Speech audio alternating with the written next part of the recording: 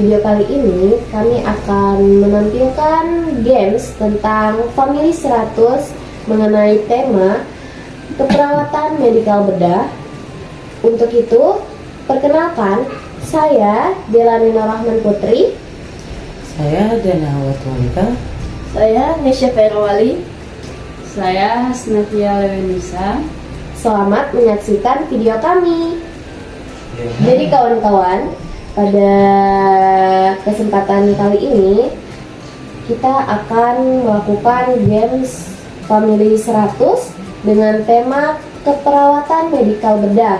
Kasusnya yaitu seorang pasien laki-laki berusia 70 tahun datang ke rumah sakit dengan keluhan sering mengompol tanpa sadar, terutama saat batuk. Riwayat penyakit dahulu, pasien mengalami riwayat stroke ringan 1 tahun yang lalu. Dengan melakukan pemeriksaan penunjang, didapati pasien mengalami kelemahan otot pelvis. Diagnosa medisnya yaitu inkontinensia urin stres. Yang akan saya pertanyakan, seberapakah KMB Anda? Untuk melengkapi data yang dianggap masih kurang sesuai dengan kasus yang saya berikan, kepada saudari Dana, saya persilahkan. Baik, saya akan melengkapi data yang sudah Anda sampaikan dengan cara klarifikasi kembali kepada pasien. Mungkin ada kekeliruan atau ada kelewatan saat pengkajian, dan pada saat klarifikasi ulang ternyata adanya urin menetes dan peningkatan tekanan abdomen. Yang selanjutnya adanya dorongan saat berkemih. Yang selanjutnya sering miksi. Sering miksi itu sering buang air kecil dan otot pelvis. Kelemahan otot pelvis kan tadi Anda sudah sampaikan pada hasil pengkajian. Jadi saya hanya menambahkan 3 yang ada. Mungkin itu saja dari saya kembalikan kepada saudari. Baik, terima kasih kepada saudari Dana. Jawaban yang saudari telah berikan itu sudah cukup memuaskan bagi saya. Saya lanjut kepada pertanyaan yang kedua ya. Seberapa KMBK Anda klasifikasikan data sesuai dengan data subjek dan data objek? Kepada saudari Nesya, saya persilahkan. Baik, jadi di sini saya akan mengklasifikasikan data subjek dan objek dengan kondisi klinis terkait infeksi saluran kemih yang disebabkan oleh kelemahan otot pelvis. Yang pertama, gejala tanda mayor subjektif. Pasien mengeluh urin kurang lebih dari 50 ml saat tekanan abdomen meningkat, misalnya saat tertawa. Data gejala dan tanda mayor objektif tidak tersedia. Yang kedua, gejala dan tanda minor subjektif. Yang pertama, urgensi miksi. Yang kedua, frekuensi berkemih meningkat. Data objektif tidak tersedia. Baik, mungkin itu saja yang bisa saya sampaikan. Baik, terima kasih kepada saudari Nesya yang telah memberikan jawaban yang cukup memuaskan ya bagi saya. Baik, saya lanjutkan kepada pertanyaan berikutnya dengan waktu menjawab 5 menit setelah saya membacakan pertanyaan. Seberapa KMBK Anda untuk menegakkan diagnosa keperawatan sesuai dengan standar SDKI? Kepada saudari Via, saya persilahkan. Baik, di sini saya akan menegakkan diagnosanya sesuai dengan buku standar diagnosa keperawatan Indonesia. Jadi untuk cara membuka bukunya yaitu Kita lihat pada daftar isinya, yaitu pada diagnosa yang saya ambil yaitu gangguan eliminasi urin. Di sini kodenya yaitu D.0040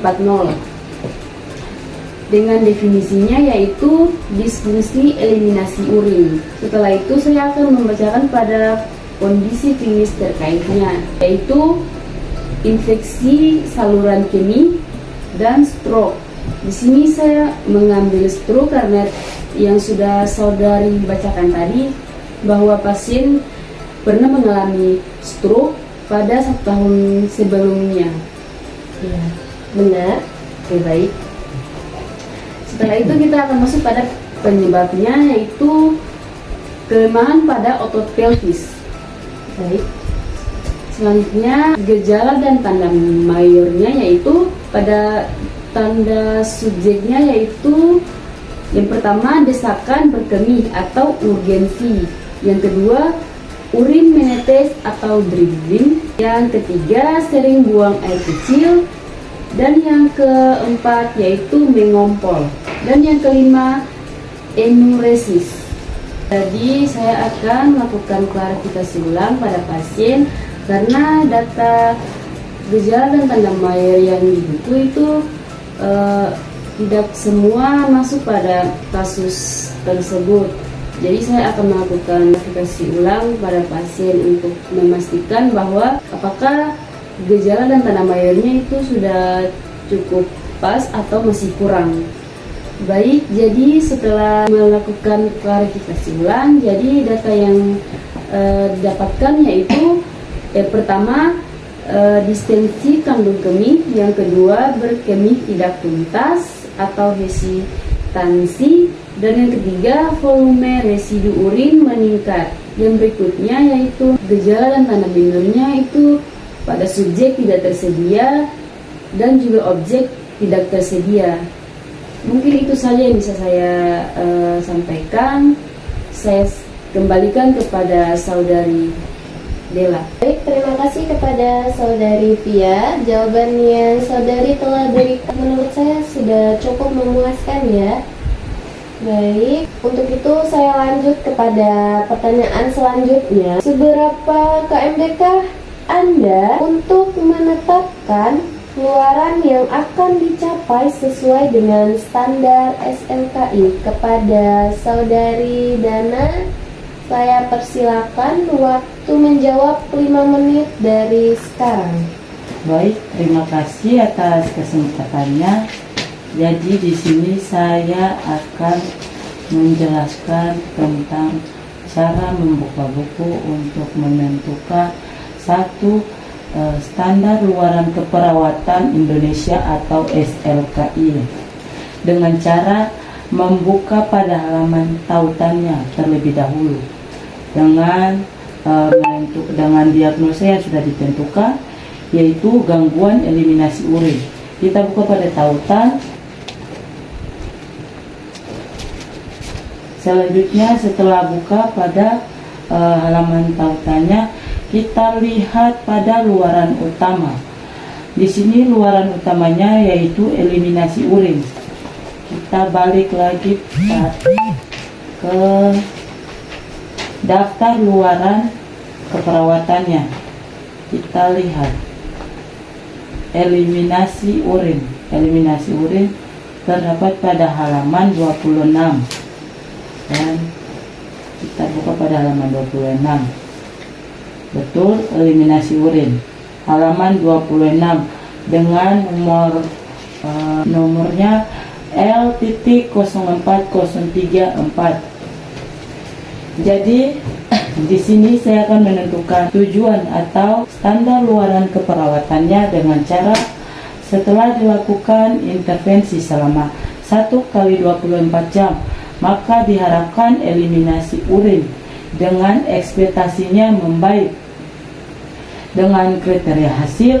Yang pertama, sensasi berkemih meningkat, desakan berkemih atau urgensi menurun, distensi kandung kemih menurun, berkemih tidak tuntas menurun, volume volume residu urin menurun, urin menetes menurun, mengompol menurun. Selanjutnya frekuensi BAK membaik dan karakteristik urin membaik. Mungkin itu saja dari saya kembalikan kepada saudari. Baik, terima kasih kepada saudari Dana yang telah memberikan jawaban yang sangat memuaskan kepada saya. Baik, saya akan lanjut kepada pertanyaan selanjutnya ya. Baik, jadi dari tadi yang saya lihat saudari selalu menanyakan kepada kami. Jika diizinkan, apakah kami bisa bertanya kembali kepada saudari mengenai kasus yang sudah saudari sendiri jelaskan dan saudari paparkan dari tadi kepada kami? Baik. Jadi pertanyaan saya dari kasus yang ada, apakah standar intervensi keperawatan apakah yang akan saudari ambil dari kasus yang sudah saudari jelaskan tadi? Baik, jadi di sini untuk menentukan intervensi keperawatan untuk mengatasi masalah dari kasus yang telah saya bacakan tadi atau saya uraikan tadi ya, itu dari dimulainya tadi sudah dijelaskan tentang klasifikasi data subjek dan objek, kemudian menentukan diagnosa, menegakkan diagnosa, kemudian menetapkan luaran keperawatannya, dan setelah itu standar intervensi keperawatan Indonesia dengan cara yang pertama, saya akan buka pada daftar tautan SDKI dan Psiki tentang gangguan eliminasi urin sesuai dengan diagnosa dan luaran yang telah dipaparkan atau telah diuraikan oleh saudari tadi ya. Gangguan eliminasi urin pada halaman 458. Nah, setelah saya membuka pada halaman 458, saya akan tentukan intervensi utamanya. Jadi di sini intervensi utamanya dari gangguan eliminasi urin saya ambil yaitu manajemen eliminasi urin. Nah, saya balik lagi ke daftar intervensi keperawatan untuk mencari manajemen eliminasi urin. Manajemen eliminasi urin. Ya, di sini saya sudah temukan manajemen eliminasi urin pada halaman 175. Telah ditemukan pada halaman manajemen eliminasi urin dengan kode I.04152 pada halaman 175. Di sini saya akan memilih dan memilah intervensi yang akan mengatasi masalah sesuai dengan data pada kasus tersebut. Saya ulangi lagi. Di sini saya akan memilih dan memilah intervensi yang akan mengatasi masalah pada diagnosa atau data yang telah kita dapati dari pasien sesuai dengan kasus yang telah saya bacakan tadi dan penambahan atau pelengkapan dari data yang kurang lengkap dari kasus yang telah saya bacakan tadi. Jadi di sini saya akan memilah dan memilih di sini tindakan observasi. Saya akan melakukan identifikasi tanda dan gejala retensi atau inkontinensia urin. Kemudian yang kedua, saya akan identifikasi faktor yang menyebabkan retensi atau inkontinensia urin. Kemudian saya akan melakukan monitor eliminasi urin, misalnya frekuensi, konsistensi, aroma, volume, dan warna. Untuk terapeutiknya, saya akan mencatat waktu-waktu dan haluan berkemihnya. Kemudian saya akan batasi asupan cairan jika perlu. Kemudian saya akan ambil sampel urin tengah atau mainstream atau kulturnya. Kemudian untuk edukasinya, saya akan ajarkan tanda dan gejala infeksi saluran kemihnya. Kemudian saya akan ajarkan mengukur asupan cairan dan haluan urinnya. Kemudian saya akan ajarkan mengenali tanda berkemih dan waktu yang tepat untuk berkemih. Kemudian saya akan ajarkan terapi modalitas penguatan otot-otot panggul dan kemudian saya akan anjurkan mengurangi minum menjelang tidur. Pada pasien, untuk kolaborasinya saya akan melakukan kolaborasi pemberian obat suppositoria uretra jika perlu. Mungkin itu saja penjelasan atau jawaban yang saya bisa sampaikan. Saya kembalikan kepada saudari, apakah saudari bisa menerima jawaban yang telah saya sampaikan? Baik, terima kasih saudari, jawaban yang sangat luar biasa. Dan saya kembalikan kepada saudari untuk melanjutkan pertanyaan yang ada. Baik, terima kasih saudari Dana. Di sini saya lanjutkan ya untuk pertanyaan selanjutnya. Baik, seberapa KMBK Anda dalam menuliskan implementasi keperawatan? Kepada saudari Via, saya persilakan. Saya akan menunjukkan contoh untuk melakukan implementasi. Jadi tabelnya yaitu seperti ini. Ada untuk implementasinya yaitu yang pertama ada nomornya, nomor diagnosanya, hari tanggal atau jam, dan implementasi serta paraf. Jadi di sini saya akan menunjukkan contohnya seperti ini. Kita menggunakan kata kerja seperti ini. Mengidentifikasi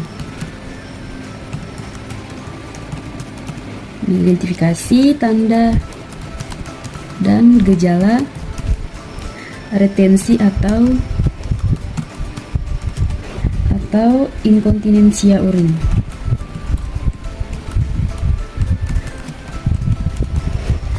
Seperti ini. Jadi mungkin itu saja jawaban yang bisa saya sampaikan. Saya kembalikan kepada saudari Bella. Baik, terima kasih kepada saudari Via. Jawabannya sangat memuaskan bagi saya. Jadi saya lanjutkan ya untuk pertanyaan terakhir kepada saudari Nesya. Seberapa KMBK Anda dalam menetapkan evaluasi keperawatan sesuai dengan standar SOAP dengan membandingkan data yang diperoleh dengan luaran yang telah ditetapkan? Kepada saudari Nesya, saya persilahkan. Baik, sebelumnya perkenalkan saya Dewi Marjarwan Tasim. Sini saya yang akan melanjutkan untuk menjelaskan di bagian evaluasi sebagai pengganti dari saudara Nesya. Untuk tabel evaluasi ada nomor diagnosa, hari, tanggal atau jam, evaluasi dengan format SOAP, dan terakhir paraf. Untuk SOAP, subjektif, pasien mengatakan mulai bisa menahan buang air kecil lebih lama. Pasien mengatakan sudah mengetahui cara menjaga kebersihan area genital. Pasien mengatakan sudah belajar cara mengambil urin bersih pertengahan. Pasien menyatakan merasa lebih nyaman karena berkurangnya rasa tidak terkendali saat berkemih. Dan pasien mengerti pentingnya mengurangi minum sebelum tidur malam. Selanjutnya untuk objektif, frekuensi berkemih teratur setiap 3-4 jam, volume urin per kali berkemih kurang lebih 300-400 ml. Tidak ada tanda-tanda infeksi saluran kemih, tidak demam, tidak nyeri suprapubik urin, tidak terkerur. Catatan eliminasi urin dilakukan dengan teratur dan lengkap. Pasien mampu melakukan latihan otot dasar panggul dengan benar. Hasil pemeriksaan urin tengah menunjukkan hasil normal. Untuk analisis atau evaluasi masalah keperawatan sebagian teratasi atau menuju teratasi, tanda dan gejala inkontinensia urin mulai berkurang. Pasien menunjukkan peningkatan kemampuan dalam mengenali tanda berkemih dan mengontrol waktu buang air kecil. Pasien menunjukkan pemahaman terhadap edukasi yang diberikan mengenai asupan cairan dan pencegahan infeksi saluran kemih. Dan yang terakhir, plan atau rencana lanjutan. Lanjutkan pemantauan pola dan jumlah eliminasi urin setiap hari. Lanjutkan latihan penguatan otot dasar panggul. secara teratur, lanjutkan edukasi tentang pencegahan infeksi saluran kemih dan kebersihan diri, evaluasi ulang kemampuan pasien dalam mengontrol eliminasi urin setiap 2-3 hari, kolaborasi dengan tim medis untuk evaluasi terapi obat bila masih terdapat keluhan, anjurkan pasien tetap membatasi minum sebelum tidur untuk mencegah inkontinensia malam hari. Mungkin itu saja yang bisa saya sampaikan sebagai dari evaluasi. Untuk mengakhiri Games Family 100, saya Delani Nur Rahman Putri, Saya Dana Mereka. Saya Nesya Ferwali. Saya Hasnatia Lorenza. untuk itu saya perwakilan dari kelompok 2 memohon maaf yang sebesar-besarnya bila ada salah kata. Ataupun ucapan, dan akhir kata saya ucapkan terima kasih. Wassalamualaikum warahmatullahi wabarakatuh. Dan selamat tinggal.